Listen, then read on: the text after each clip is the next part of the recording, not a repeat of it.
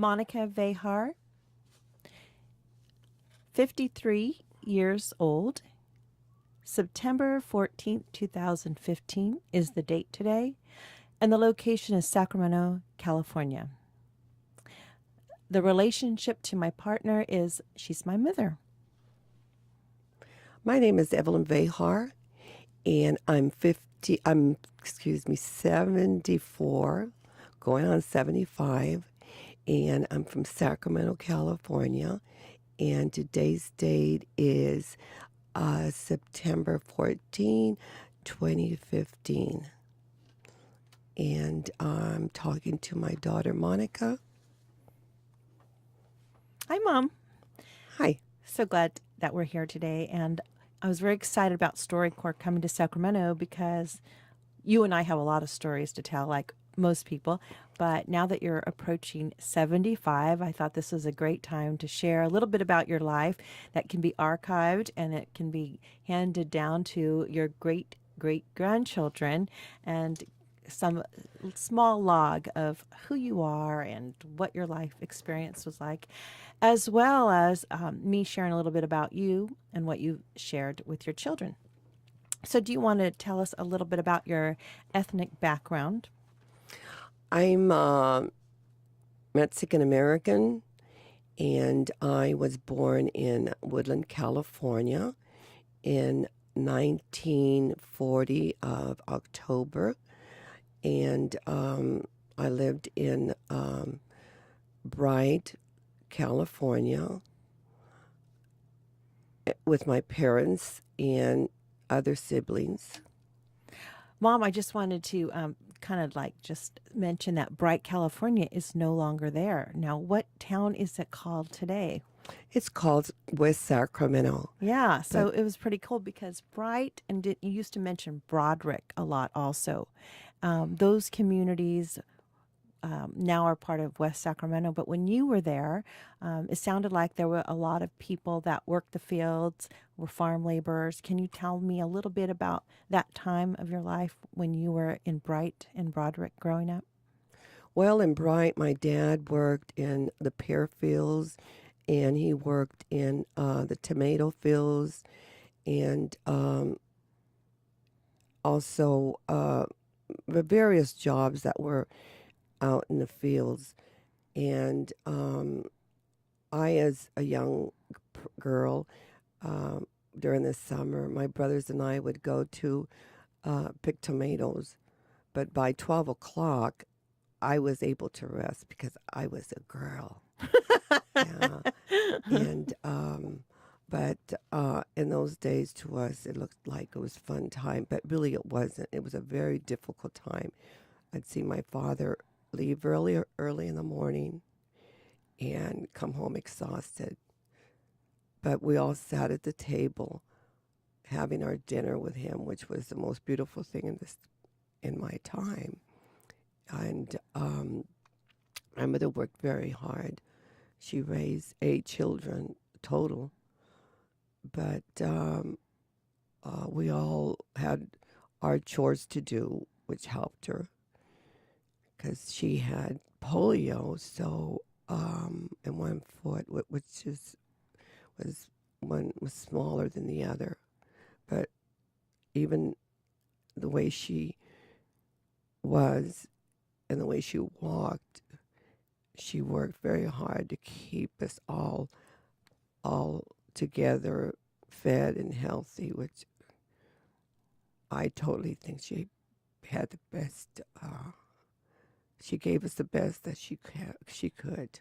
Yeah, and I remember growing up myself, and when we would get sick, Lisa and I as little girls, and we'd have high fevers, and I remember, crying out to you and Dad to go get Grandma, and she would come over and take care of us and do these kind of like older traditional remedies. One of them, for instance, when we had a fever, she'd slice potatoes up, and then she'd put a bandana around our head, and then she'd put those slices of potatoes between underneath the bandana so it would absorb the fever. It would cook the potatoes, she would say. And then she would give us this rub down in bed I can't remember what she used to rub us down. Do you remember? Well, it was a mixture of mentholatum and lard, and she would rub it all over your bodies because she said then all the like germ would come out in the morning. You would feel good, and it was true because in the morning you felt like you were rejuvenated. Yeah, the other So thing she did, I think she put alcohol on us too, and she would like crack our bones a little bit, give us yes, kind of like yes, some like sort of adjustment. yes, And then we'd it- sweat all night. So yes, she'd say we'd sweat out the fever, but we yes. couldn't get up the next No, day. and We'd have to bathe. stay in Yeah, bed. no, you didn't I think bathe. Yeah, we didn't bathe. We had to stay in bed for like 2 days, yeah. but we'd And get so better. they those massages were in the Spanish word apretones, which is used many times through the Mexican women that they didn't have medical in that time, so they had a lot of old remedies that they used, and being that all the women um, had a lot of children, so they would all come together and see what they would use for the children, and what did you use and what do you do, and so they all called each other comadres, which were like when you baptize a child, you become a comadre. So they all helped each other out, and so my There was a mom, sense of community yes, there yes, amongst the hmm neighbors and one another of this, and their own type. yeah, Mm-hmm. and so like if we had a stomach ache, well, my mom would make us um, yerba buena, which is a mint. Today they have a tea, mint. So yerba buena was the green tea, and that would soothe their stomach.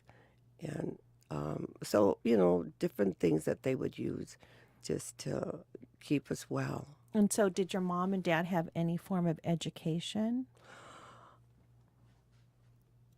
My father came to the United States when he was 19, and when he crossed from Mexico, he was born in Morelia, Michoacan, and he was 19, and he paid 1 penny to cross the border, and then he got jobs out in the fields. So he ended up in Sacramento, and that's where he met my mother. And my mother was originally she was born in Wilmington, California, and but he met her here in Sacramento. And my father was about, I'd say about 30 years older than my mother. She was 19, I believe, at the time when they got together, and um, they ended up getting married at the cathedral, and they were married by a priest that a wonderful priest, Father Peters. He'll always be in my heart, but um, my mother didn't have the education because when she was born at that time, they didn't know anything about polio. So they tried to, when they sent her to school, they would not accept her because she couldn't walk right, or so she really didn't have any education to say. So everything that she learned through friends that she made and through her children as we grew up. You guys taught her things, Yes, we taught her taught about her life. how to write her name. We taught her Hmm. how to dial her phone number, and my dad, well, he became a citizen, which was a proud day for him, and so he spoke English, but kind of broken, but it was fun, and he was really, really so honored that he was a U.S. citizen, and he instilled in us all all the rules of the USA. Thank you for sharing that, Mom. And it's a great day to think about your parents. And I have a lot of great memories of Grandma too and Grandpa. I remember once when I was asking Grandma, she had 8 children. So I said, Grandma, because I know they didn't talk about sex back then. And so I said, Grandma, how did you tell Grandpa, like, oh, you're going to have another baby? Because there seemed to always be the next one coming right after the other. And she said, well, he would see me crochet the booties, Mm-hmm. and he knew there was a baby on the way. And I love Mm-hmm. that. And I remember being a little girl spending time at, Grandma and Grandpa's, and they didn't have much, but Grandpa seemed to cherish his wife. He would always take her coffee to bed in the Yes. morning. And so I was very excited about that because then I could take the coffee after Grandpa made it and walk it into Grandma and see how, Mm-hmm. pleased she was on her face to get that coffee. So I saw that sense of love. And there was something funny and kind of odd about Grandpa too that I never knew where this started, but when we were little and we were at our grandparents' home and all his children were around and cousins, they lived downtown, like just down the street where Shady Lady is today on Mm-hmm. 14th and R. But at that time, nothing was gentrified or renovated, and so there was like once in a while, mice would run through, and he had this game that he would catch the mice, I think with his hand or his shoe or his foot. And he'd put his foot down and grab that mice by the tail, and I don't know what he would. I think what he would do is crush it right off, or he'd grab it and then I don't maybe fling it outside. But it seemed like you guys were all cheering him on because that he enjoyed that game, and so that was kind of one thing I thought was comical and odd about Grandpa Joe, Grandpa Jose. Another one was about Grandma Frances. I asked her, to tell me once a little bit about you guys growing up, and she said that there was a girl in the community when you girls were like young, preteens or teenagers, and she was a gossiper, and she was gossiping about you, and Grandma found out. So Grandma waited behind a fence when she came home from school, and Grandma jumped out behind that fence and beat her up because she didn't like this girl making stories up about her children. So, Grandma was loving, Grandma was feisty, Grandma was young, like almost like she was a young mother, so she was almost like your sisters. And you girls took her out after Grandpa Joe died or Grandpa Jose died. You girls took her out dancing and listening to music to enjoy the world, and she looked forward to that. And that was very, very sweet of you girls to include her. And I remember once when she was getting a little older, I looked at you, I saw you on your face concerned about her going to heaven or hell, and you said to her once, Mom, I want you to try to be nice to people. And what did she say? Do you remember? Well, they have to be nice to me first, and that's the way it was. She had her own mind, but I think that she got married at a young age, and she did have a hard life, but she was a happy woman with her children. She loved her sons, and of course she loved her daughters, but mostly she catered more to her son, in particular, one older brother. My mother comes from a family where the brothers, the mothers would tell their sons, "You take care of your sisters because your father's working, and or you're the boss now. You're the man of the house." So my mother implanted that into my brothers' lives. So we were restricted to do many things that maybe other girls were able to do, and we had to go through the rules. I mean, we all had chores to do, and if we didn't do them well, we couldn't go out. um, I'd see my sisters kind of get teary-eyed because they they wanted to go on their dates, and if they didn't do their work, my mother was more of she was controlling more because my father was always gone.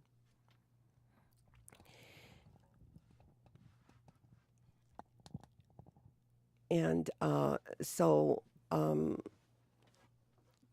we were raised in that manner, but uh, I wasn't truly happy with that because I don't. Well, that's the way life was during her generation. I think what you're saying is like you the boys also would like have to give say whether or not you could go out. Yes, yeah, the Hmm. boys. Your My brothers, your older brothers, yeah, brothers, my older they brothers would, became like the yeah, the father father image. image because my father was working. He would go at 5 in the morning to work out in the fields, and he wouldn't come home until 7 o'clock at night. So, the boys had to watch over us and Right. make sure that we were in the house always working, cleaning or ironing or making tortillas, uh, helping my mother with making the food, or like would have to. We used to have these clotheslines. We never had dryers or things like that. So uh, we'd, being that my mother had polio, we'd have to um, get up on a step stool sort of and hang all these clothes out so they could dry. So there was a lot of work to be done. So but we learned. Yeah, I'm but happy that I appreciate everything that I've learned, from my parents. what kind of work did the boys do? The boys, um, well, to tell you the truth, I really don't know because according to the Mexican culture during our generation, and even my mother's generation, the boys worked at jobs, okay, but they really didn't um, do anything around the house. That was women's job. That Mm-hmm. was the women's work. So, um, my brothers, they were going to school at the time, but so yeah, they really had a good life. Uh-huh. Well, let's talk about some of the things that made your life good. I know you like to dance. So, where did that start? And tell me what you find in dancing. Well, dancing to me, it just my brain, it just livens up my life. And at that moment, you're not thinking of nothing but fun and happiness, and the music just vibrates me. Um, I don't. I'd rather dance than eat, but sometimes you don't dance all the time. But I try to do that in my home. Just put on the Latin music because I love the Latin music, even though I love music of my generation, the oldies. But Latin music just opens up my heart and my brain. It just vibrates me, and uh, I look forward to dancing. When did you start dancing? Do you remember? Well, I danced as a young girl. Mm-hmm. My one of my brothers would take me to the auditorium, and I would dance, but I really wasn't a dancer. I had several girlfriends, but my brother would, like I said, take me, and that was the only reason I could go to the dances, um, because we weren't allowed to go by ourselves. But he would tell me once I got there, at the dance, he'd say, "Okay, now when you get out, when it's time to get out, you come and wait for me right here in the corner, right here in the dance in the hall, and I'll be here. Don't take off." And I said, "Yeah, okay, that's fine." And so I'd go in there and I'd be with my girlfriends, but I really, really wasn't a dancer because I really wasn't, going out dancing that much. And then, after the dance would be over, he would come and say, "Okay, now I'm gonna take you home." And I said, "Okay." So he would take me home, and then he would take off somewhere else by himself. See, men were allowed to do that in those days. They Why could go out and spend the whole night out. now why do you think that was? Oh, well, because men couldn't get pregnant, say, and women had to, um, you know, um, they wanted us to be virgins for until we got married. And so we that's the rules that we had to go by. And yeah, it was nice if you could be a guy, you know. Some would say that it's even true today. Now that's true. I wish you would bring it back, so maybe some of these things wouldn't be happening in our world today. Well, okay, so now I remember when you were with Dad, you guys didn't dance so much, but later you had a boyfriend. His name was Jess, and you guys danced a lot. And then after that relationship ended, you continued dancing with your sisters. And now, when almost every weekend you're on the phone with your sisters, which I think is so cute, wondering where the next dance is. So, what kind of Hmm. dance do you like to do, and where do you typically find those dances at? Well, I love to dance the cumbias. I like to dance the salsa, uh, and I like to hear and dance when you have a partner, a nice bolero, uh, like Besame Mucho, and songs like that kind of vibrates your life, your body, and but like the cumbias, you could just go wild on that, and the salsa is a fun dance. I love merengue. Um, I love to move my body, and I really just do it for me. I don't do it for anyone else. Whoever doesn't like what I'm doing, I don't go like, um, what's the word? Exposing anything, I just enjoy that moment, that I could go home and relax and feel like I had a beautiful evening. But now for some reason there's not places to really go for people that still like to dance. Say, seniors. I call myself mature. I don't call myself old. I don't really care for that word because I feel that when you're old, it's because it's really, in your 90s. But then again, I have an aunt that's 101 years old, so I don't know what is old anymore. But I feel like I still have that vibrancy in my head, in my brain, in my body, and it makes me happy. Makes me happy. And so, where are these places when you do find them? Where are they typically at? Well, it's mostly like um, concert in parks now, or say, if there's a quinceañera, or say during the holidays, they'll put a festival for fundraiser. They've had several at St. Rose's Church in the Hall during every New Year's. I have not missed. I don't.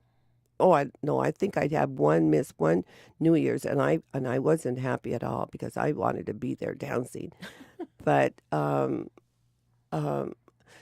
it's unfortunate that the Latinos don't come together and build a nice hall that we could call, uh, you know, Latinos United, or so we could have functions there. We need that. We need a place for all the Latinos to come together and enjoy life before we leave this world. And then we could instill this into our children, not to forget that they are true Mexicanos, Puerto Ricans, Brazilian, Venezuelans, uh, that's all the Latinos. We have to come together and enjoy life. And also advocate for And really good yes, causes too. yes. um, I just wanted to say what I thought. When your children look at you, what we see. We see a mom that's always there for us and dependable when we need help in one form or the other. You take care of Alexito and Stephanie, your son's children, like you will be doing later this week. You help Susie, who has neuropathy in her leg and kind of drags her leg, and you help her around the house quite a bit. You help me with things that I need, especially looking over my great aunt Maria Luisa Hansen's care, especially now that she's in the nursing home, but even prior to that, when she was at her house, living alone and with caregivers. And where we're working full time, we can't get to everything. And I do want to say thank you for always being there when we need you. We can call you in the middle of the day and say, Mom, Nina Licha fell. Can you go check on her? Or I haven't seen her in a while. Can you go bring her some pozole? And you do it. And thank you. And so, just wanted to ask you about, you took care of your mom, you took care of your dad, you took care of your dad's brother, your uncle in his last few years of his life, and you helped me with my great aunt Nina Licha. And so, how did you learn, or when is your the first time that you noticed taking care of somebody, and where did that come from? You think? I don't know. It just happened. It just something comes over you that you feel it. You feel that maybe that's this is my destiny. Maybe this is what the Lord put me here for. I've had a fairly good life, and I want to share that with other people. My mother, like I said before, um, she was not educated, so when my father passed away, which I knew he was going to pass on, he had leukemia. So I saw some bills, letters and bills on the table after we buried my dad, and so nobody touched him to say, well, we're going to pay for this, or this has to be paid. I picked him up and I said, well, she said, I don't know what to do. I don't know what to do. And I said, Mom, don't worry. I will, I will do it. So I started making sure that she was taken care of. She lived on a small Social Security. And anyway, the bills got paid. The the electricity, the gas, the rent, food. And so I'd make sure she went to her doctor's appointments. I knew everything about her as far as her health.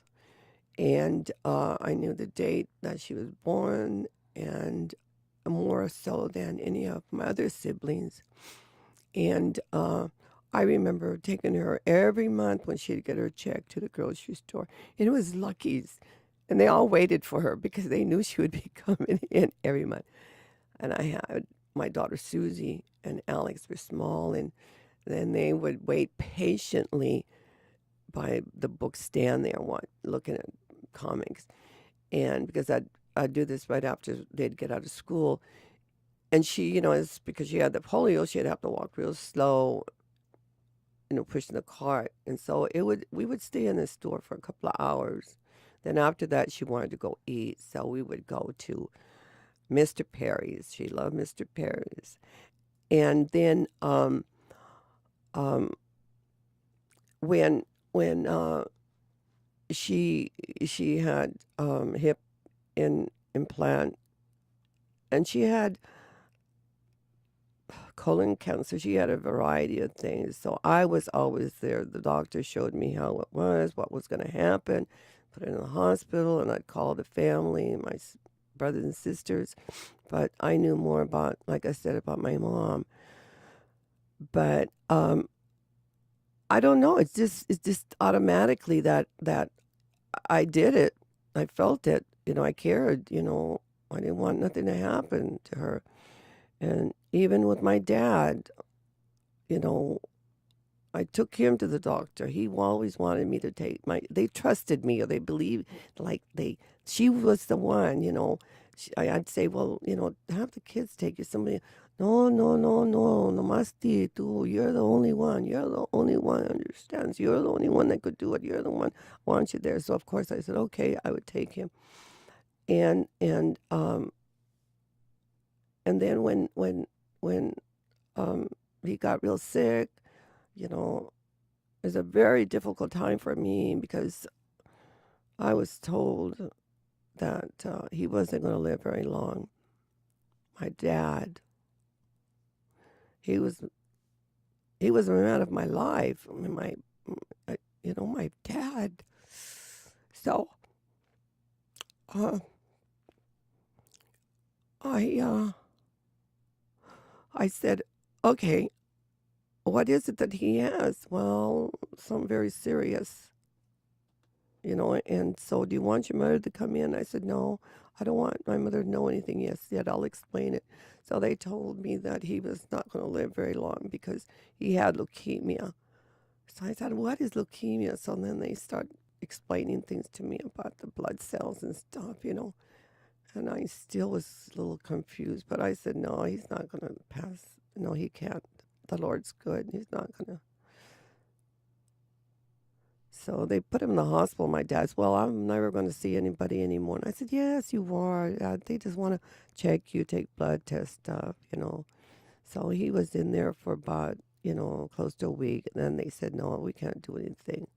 So took him home, and he got around. It was amazing. I thought maybe the doctors were mistaken because he lived to, close to a year. And I couldn't believe it, but I said, thank you, thank you, thank you. I don't know. I kept on saying, thank you, thank you. And then, I didn't tell my mom what was going on. I couldn't tell her that. That would make her too hard. So he went back into the hospital after that, and they said, no, there's nothing they could do. So, when I get a phone call, and they tell me, you better get over here, the hospital. That is to be the county hospital on Stockton Boulevard. And they said, you got to be here.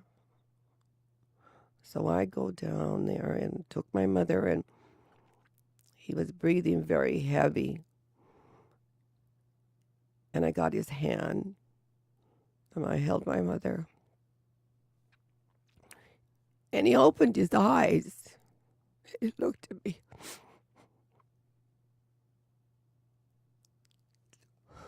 And he said, Mija, cuida tu mamá.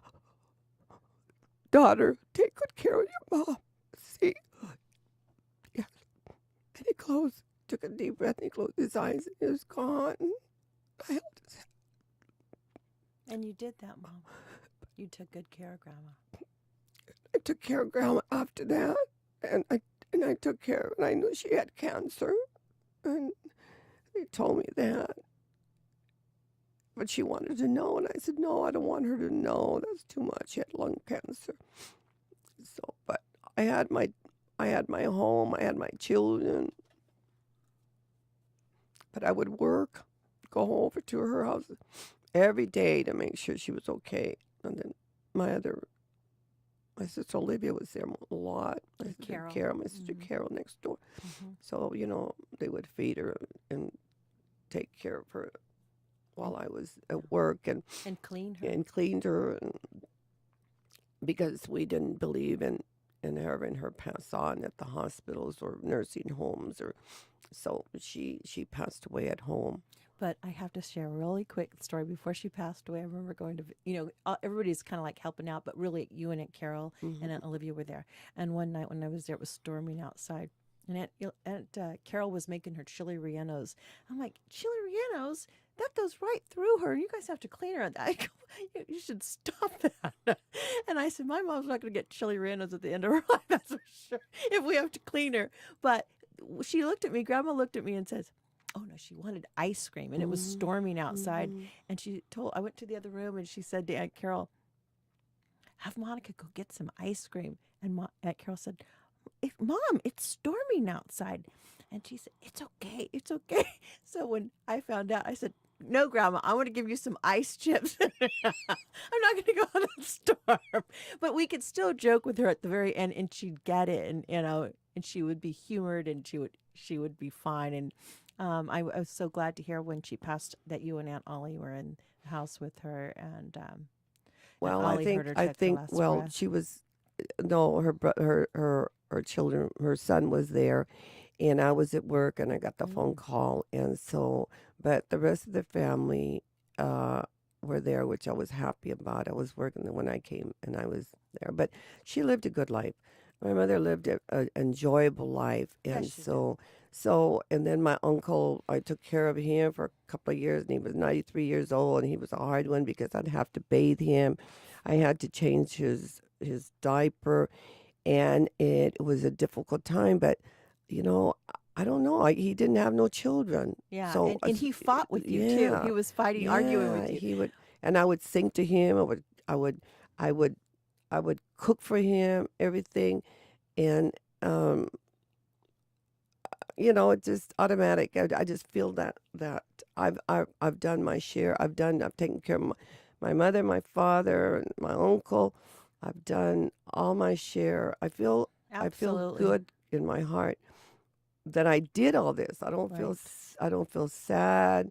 I feel like it was an honor for me, and I'm glad that I instilled something in my children to see that helping other people, it's it's a good feeling that that you could help someone. I'd like Right. to help a lot of more people, but whoever But you're comes aging and you around, need to take care of yourself well, now. I don't feel it, but if you keep on telling me I No, no, am, but I want you to take but care of I know yourself. it. But overall, I'm very proud of my children.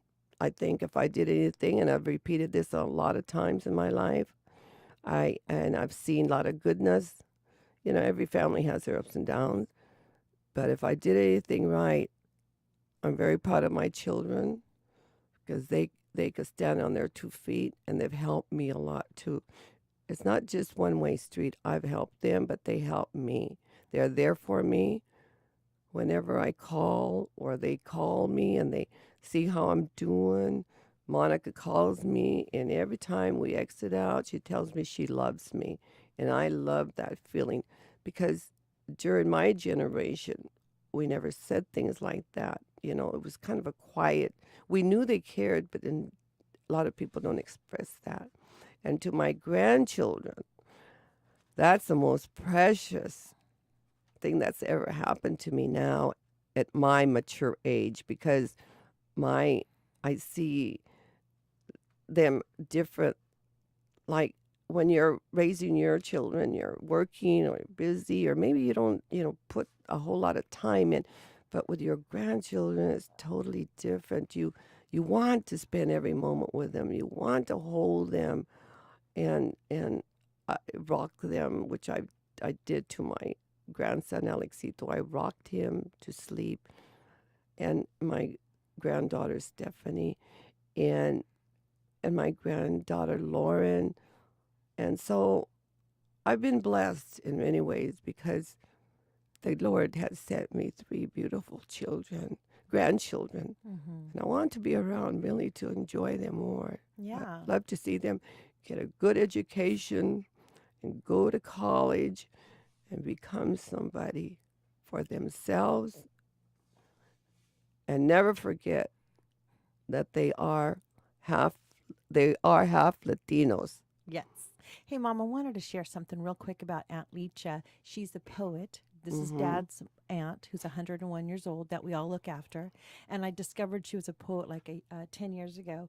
And I only have a little short piece memorized, but I'm going to share it right now. Reír, reír. No llores, porque te llores, marten su alma.